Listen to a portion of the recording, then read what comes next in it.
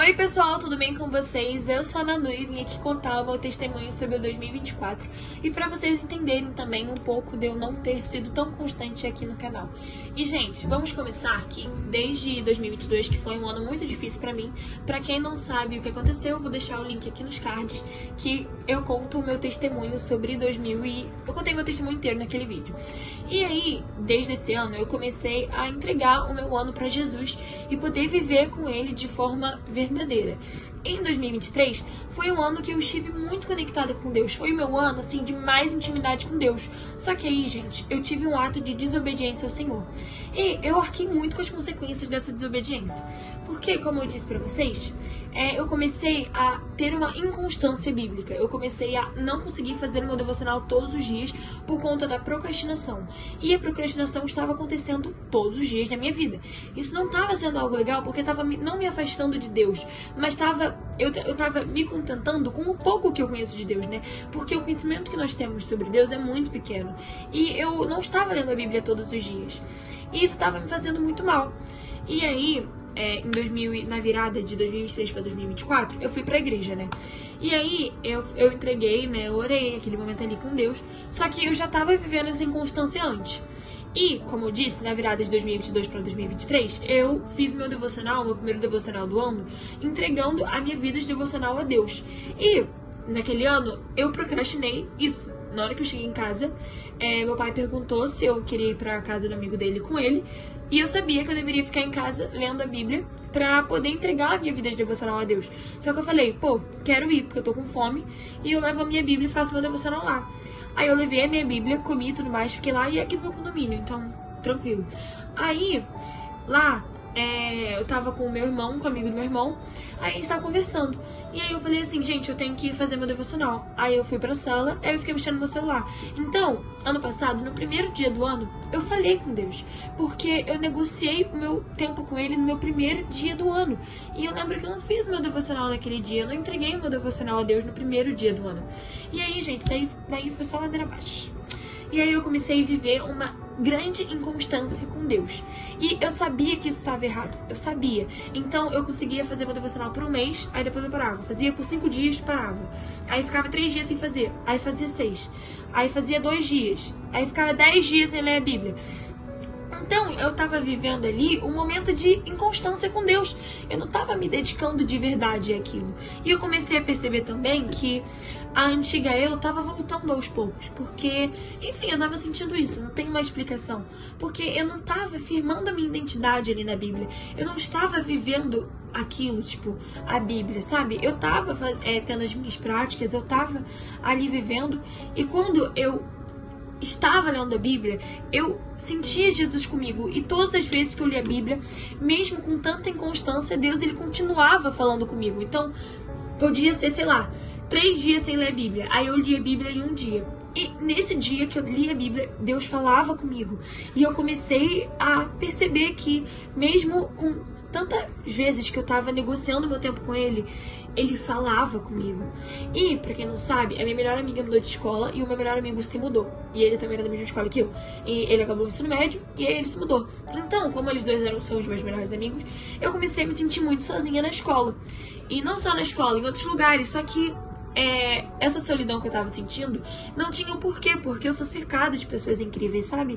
E aí Jesus, ele virou pra mim e falou: Manu, em tanta solidão, eu quero te dar a mão. Eu quero estar com você. E eu quero falar com você todos os dias. Eu quero estar com você todos os dias.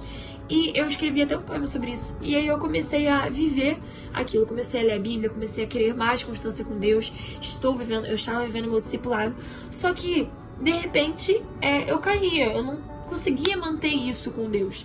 E aí, em novembro, mais ou menos, eu tive uma crise de ansiedade muito forte, porque eu tava me culpando pelos meus pecados. E eu sentia que eu não tinha sido perdoada por Deus, porque eu tava me culpando muito. E aí Deus me falou assim: eu te perdoo, mas você tem que se perdoar. E você tem que entender de verdade quem você é. E você vai entender quem você é lendo a Bíblia.